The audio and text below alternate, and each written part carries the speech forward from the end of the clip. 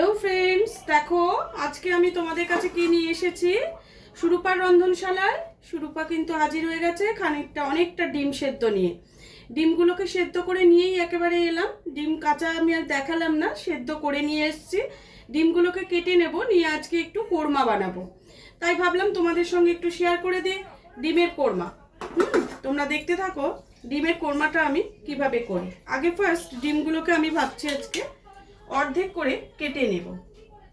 সেটা তোমরা এইভাবেও কাটতে পারো, আবার তোমরা এইভাবেও কাটতে পারো, যেভাবে তোমাদের খুশি তোমরা কিন্তু সেইভাবে ডিমগুলোকে কেটে নিতে হবে। দেখো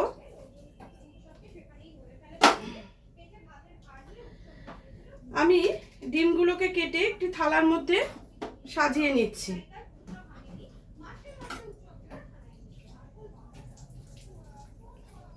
সুতো দিয়ে কাটলে কিন্তু ডিমটা খুব সুন্দরভাবে কাটা হবে, কিন্তু যেহেতু আমি সুতো নিইনি, ছুরি নিয়েছি, তাই তোমাদের বলে দিলাম যে সুতো দিয়ে কাটলে ডিম কিন্তু খুব সুন্দরভাবে কাটা হয়, ও মানে একদম সমান থাকে। যদিও আমি ছুরি দিয়ে সেইভাবেই কাটার চেষ্টা করছি যাতে কোনো রকম অসুবিধা না হয়।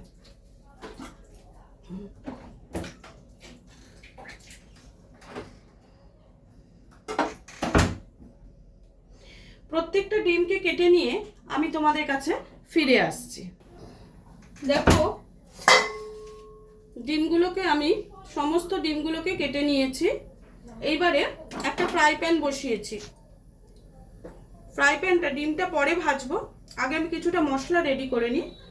মশলাটা রেডি করার জন্য আমার কাছে রয়েছে কিছুটা পেঁয়াজ। এই ফ্রাই প্যানটা একটু গরম হলে এই পেঁয়াজ, এখানে রয়েছে দেখো চাল মগজ, এখানে রয়েছে কাজু বাদাম, এখানে রয়েছে খানিকটা জাবিত্রী, আর রয়েছে অল্প করে ডালচিনি, দুটো ছোট এলাচ। আমি এগুলোকে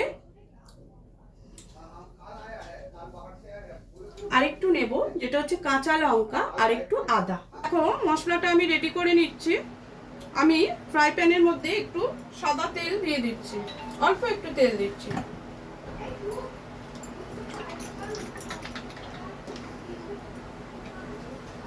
এর মধ্যে দিয়ে দিচ্ছি খানিকটা পেঁয়াজ, এই আদা, তার সঙ্গে 1 ইঞ্চি মতো আদা নিয়েছি, তার সঙ্গে খানিকটা পেঁয়াজ।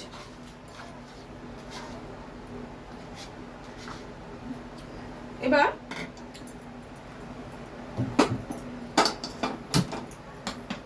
এটা গরমই আছে, একটু আগে বসিয়েছিলাম।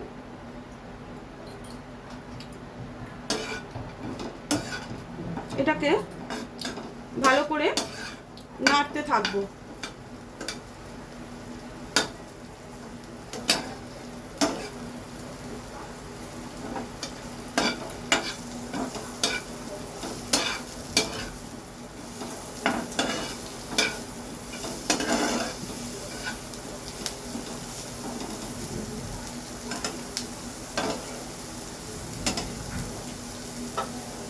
দেখো এগুলো হচ্ছে, এর মধ্যে দেব কয়েক কোয়া রসুন, বড় বড় রসুনের কোয়া, ওর জন্য আমি 6-7 কোয়া মতো রসুন দিয়েছি।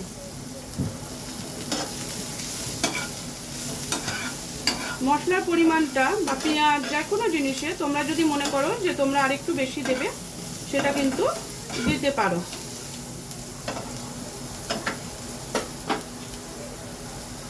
এর সাথে দিয়ে দেবো এই যে কাজু বাদামটা রেখেছিলাম, কাজু বাদামগুলো এর সাথে দিয়ে দেবো।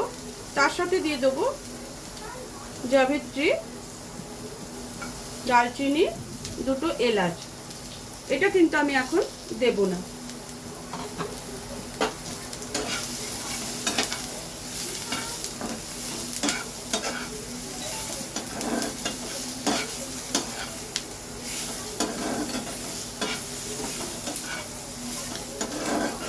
এটাকে একটু নাড়াচাড়া করার পর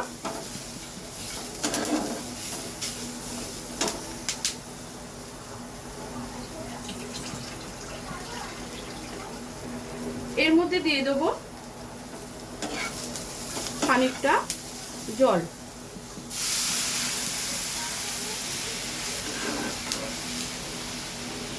এটা একটু ভালো করে সেদ্ধ হবে।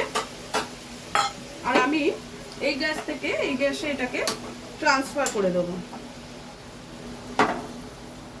এটা এখানে হোক, সেই সময় আমি এখানে একটা কড়া বসিয়ে দিয়েছি, তার মধ্যে তেল দিয়ে ডিমগুলো ফ্রাই করে নেব। আর এখানে এটা রেডি হতে থাকুক।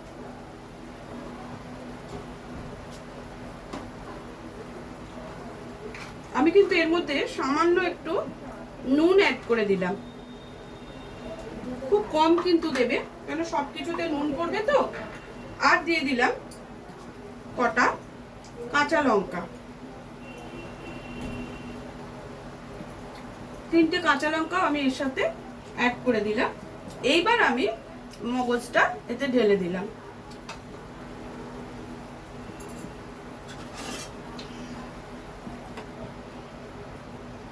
এবার এগুলো ভালো করে সেদ্ধ হোক। দেখো আমি এর মধ্যে খানিকটা সাদা তেল নিয়ে নিচ্ছি, অল্প করেই নিয়েছি, 1 চামচ মতো সাদা তেল নিয়েছি।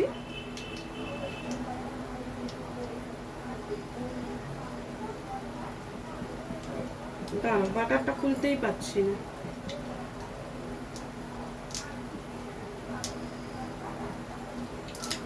খুলেছি। এর মধ্যে দিয়ে দিলাম খানিকটা বাটার। বাটারটা দেওয়ার ফলে ডিমগুলো যে ভাজবো সেটা একটা খুব সুন্দর টেস্ট এবং গন্ধ দুটোই খুব ভালো লাগবে।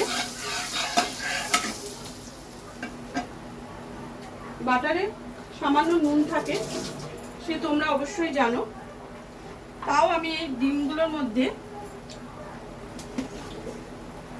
দেখো একটু হালকা করে নুন আমি ছড়িয়ে দিলাম।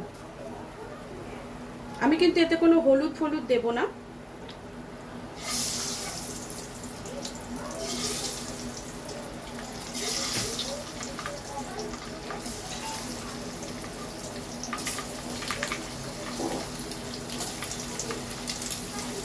সব ডিম আমি কিন্তু একবারে ভাজতে পারবো না, যতটা পারবো ততটা আমি দিয়ে দিচ্ছি। বাবা,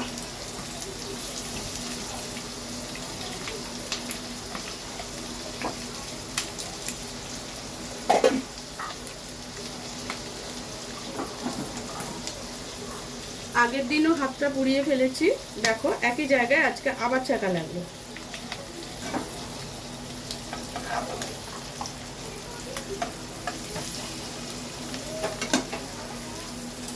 এটা কিন্তু খুব কড়া আঁচ করবে না।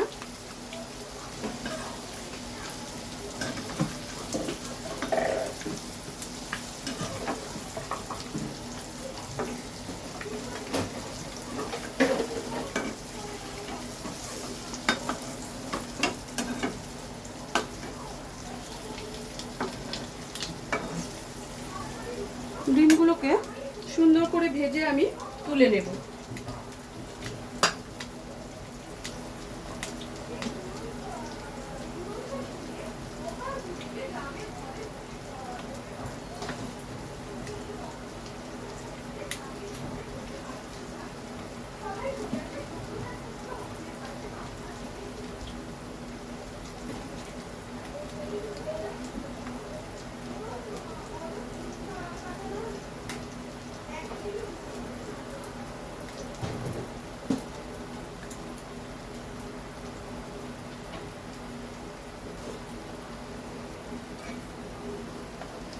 এবার ডিমগুলোকে একটু উল্টে দিতে হবে। দেখো ডিমগুলো প্রায় আমার ভাজা হয়ে গেছে।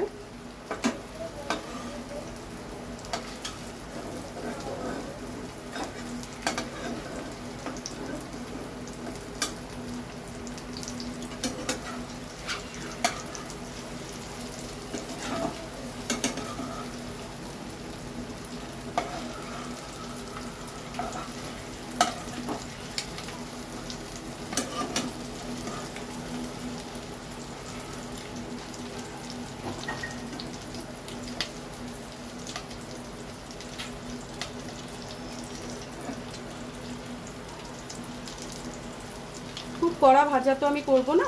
এবার ডিমগুলোকে আস্তে আস্তে তুলে নিচ্ছি।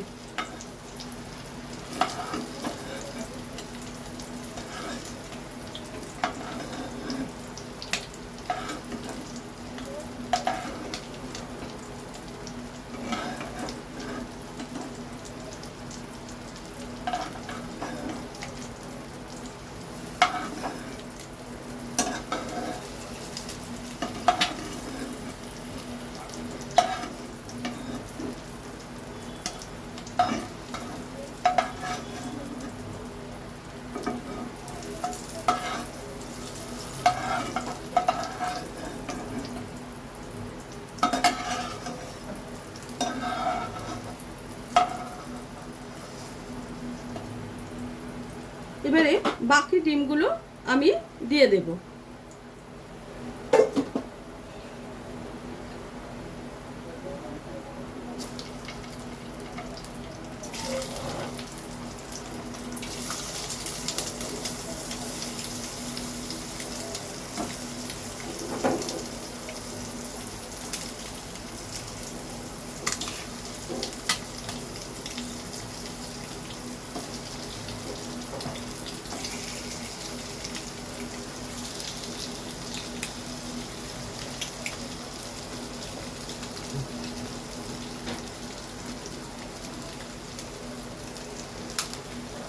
সব ডিমগুলোই আমি দিয়ে দিয়েছি।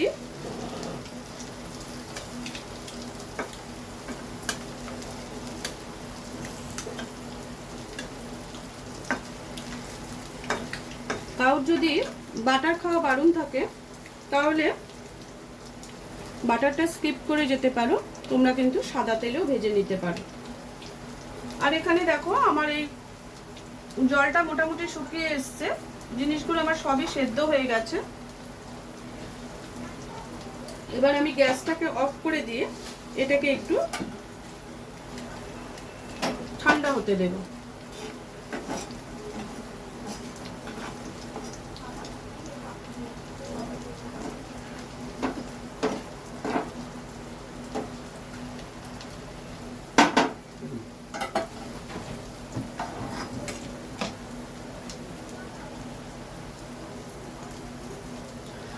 ডিমগুলোকে আবারও আমি উল্টে দিচ্ছি।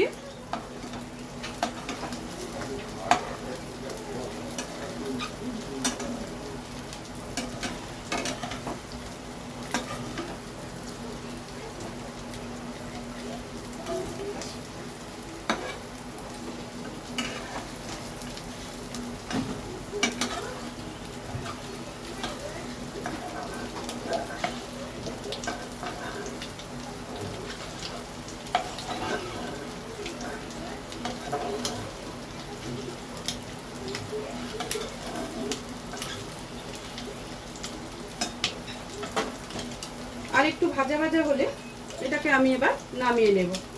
এটাকে বন্ধ করে দিলাম এদিকে গ্যাসটা। এগুলো আমার রেডি হয়ে গেছে।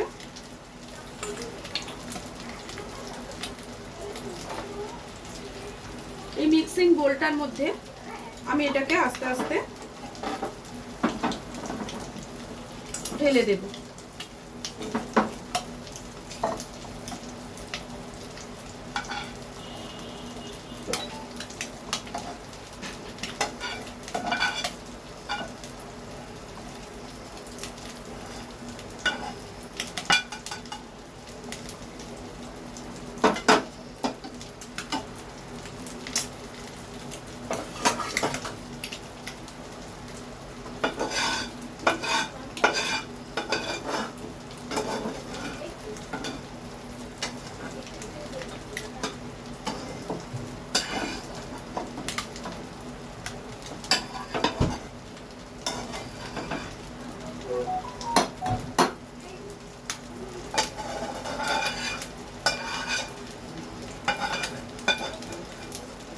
সমস্তটাই পরিষ্কার করে আমি এতে নিয়ে নিলাম।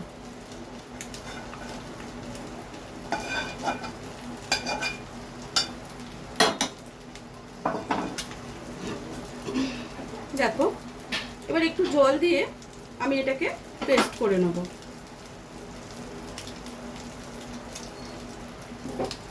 দেখো এবার বাকি ডিমগুলোকে আমি তুলে নিচ্ছি।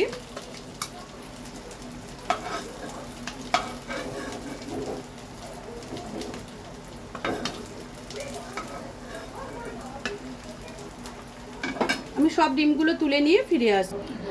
দেখো আমার ডিমগুলো সব ভেজে তুলে নেওয়া হয়ে গেছে। এবার আমি কড়াতে 2 চামচ সাদা তেল দিয়ে দিয়েছি। তেলটাও গরম হয়ে গেছে। আমি কিছুটা সাজিরা, অল্প করে সাজিরা দিয়ে দিলাম।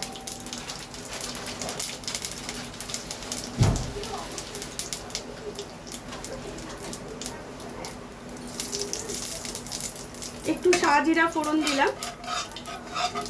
এবার এর মধ্যে দিয়ে দেবো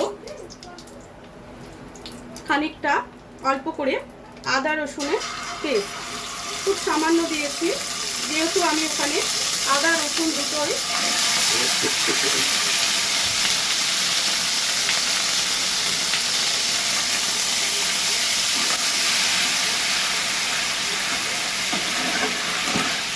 এর মধ্যে সামান্য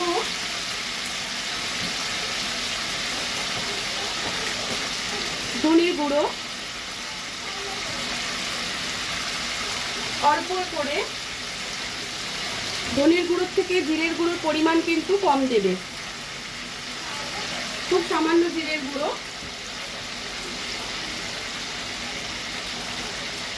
এখানে দেব গোলমরিচ গুঁড়ো, কাঁচা লঙ্কা কিন্তু বেটে দেয়া আছে। এবার এগুলোকে ভালো করে নাড়াচাড়া করে নিতে হবে।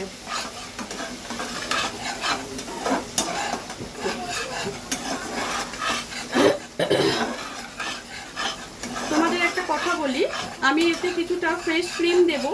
সেই ফ্রেশ ক্রিমটা আমি নিজে তৈরি করলাম, কেন আমার কাছে ফ্রেশ ক্রিম যেটা ছিল সেটা শেষ হয়ে গেছে। আমি গুঁড়ো দুধ, আমুল স্প্রে দুধ 4 চামচে নিয়েছি। তাতে আমার কাছে নো ফ্যাট মিল্ক খানিকটা থাকে, ফিট লাইফ, এই যে এইটা 10 টাকা করে প্যাকেট নেয়, অনলাইনে নিই। এইটা কিছুটা মিশিয়ে, এটা ডাবল টোন, এটা যদি ওর সঙ্গে মিশিয়ে আমি একটা ক্রিমি টেক্সচার তৈরি করে নিয়েছি। দেখো এটা আমার রেডি হয়ে গেছে, এতে কিন্তু আমি নুন টুন দিইনি। এবার যেটা আমি দিয়ে দেব পেস্টটা, ওটা ভেজে যে পেস্ট করলাম, পেঁয়াজ কাজু সব কিছু দিয়ে যে পেস্টটা তৈরি করলাম, সেটা কিন্তু আমি এতে দিয়ে দিলাম। মিক্সার গ্রাইন্ডারটা ধুয়ে ওই জলটা কিন্তু এতে আমি মেশাবো, ওতে অনেকটাই লেগেছিল।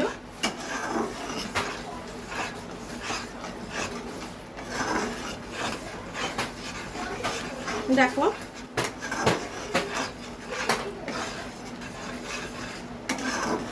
খুব সুন্দর একটা ক্রিমি টেক্সচার তৈরি হচ্ছে। এতে কিন্তু একটু সামান্য চিনি দিতে হবে ব্যালেন্সের জন্য, টেস্ট ব্যালেন্স করার জন্য আমাদের একটু চিনি কিন্তু এতে অবশ্যই দিতে হবে, তার সঙ্গে নুন। তা আমি নুনটা দিয়ে দিচ্ছি।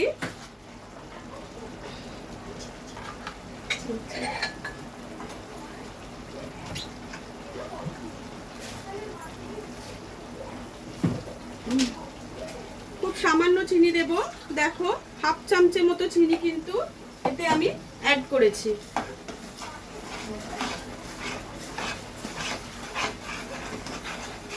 এই যে গোলা জলটা, এটা কিন্তু আমি এতে দিয়ে দিলাম, মিশিয়ে দিলাম। এবার এটাকে ভালো করে নেড়ে চেড়ে কষে নিতে হবে। এটা কষতে কষতেই এর মধ্যে দিয়ে দেবো খানিকটা টক দই। টক দইটা আমি একটু হালকা করে ফেটিয়ে নিচ্ছি।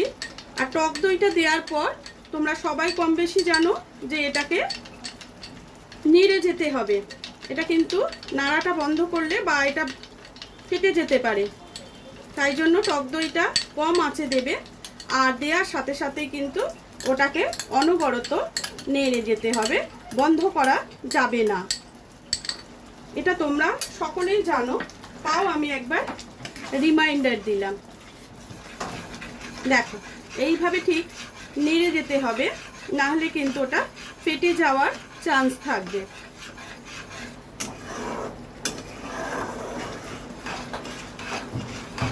দেখো এইভাবে দইটাও আমার দেয়া হয়ে গেল। এর মধ্যে আমি যে ক্রিমটা তৈরি করে রেখেছি, এই দেখো আমুল দুধ আর ফিট অ্যান্ড লাইফ দিয়ে আমি এই ক্রিমটা তৈরি করেছি। এটাও কিন্তু আমি এর মধ্যে অবশ্যই দিয়ে দিলাম। এখন আবার কোত্থেকে প্রজাপতি এলো, দূর বাবা, রান্না করছি তার মধ্যে প্রজাপতি এসে হাজির।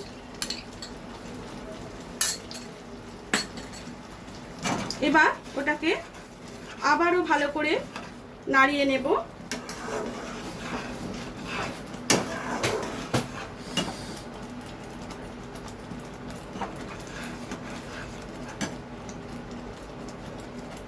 এটাকে একটা চাপা দেওয়ার ব্যবস্থা করতে হবে, কারণ এটা একটু ফাটছে, এটা কমা অবধি তো একটু ফাটতে থাকবে। আমি চাপাটা নিয়ে আসি। দেখো চাপাটা আমি দিয়ে দিয়েছিলাম। এবারে মোটামুটি এটা কষাটা কিন্তু আমার হয়ে গেছে।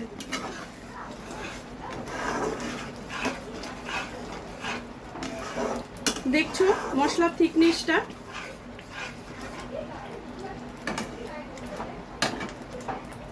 এবারে ডিমগুলোকে একে একে এর মধ্যে দিয়ে দেবে, কিন্তু তার আগে খানিকটা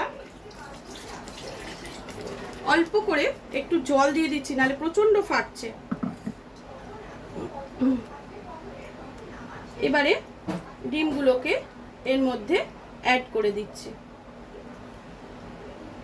একটু সামান্য জল না ছেটালে আমি ডিমগুলো দিতে পারতাম না, এটা প্রচন্ড পরিমাণে ফাটা শুরু করেছিল।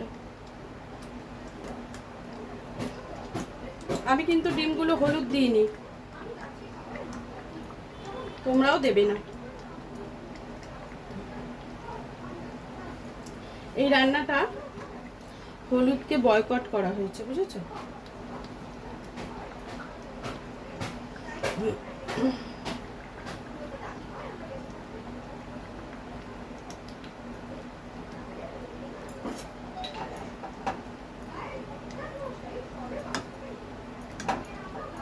এগুলো একটু ভিজিয়ে দাও, দিয়ে নিয়ে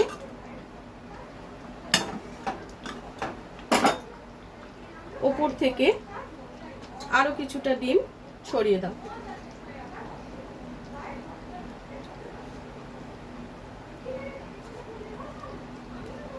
দেখো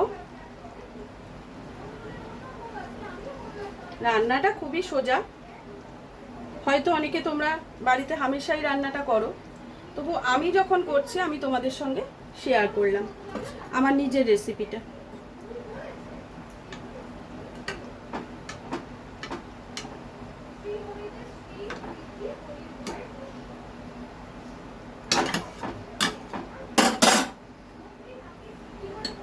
এবার কিছুক্ষণের জন্য এটাকে একটু চাপা দিয়ে ফুটতে দিই, আঁচটা বাড়িয়ে দিলাম।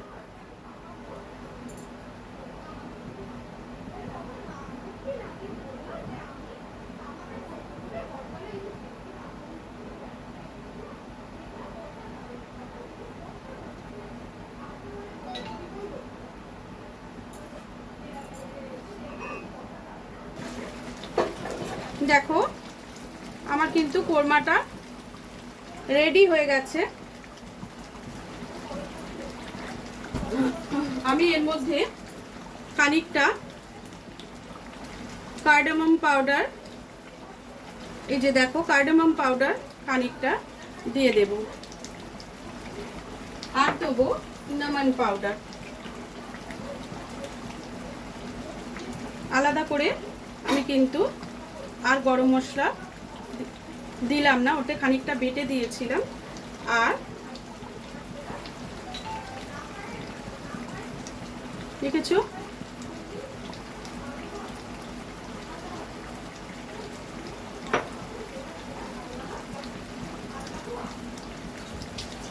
এবার আমি সুন্দর করে, আমার রান্নাটা কিন্তু হয়ে গেছে, একেবারে রেডি।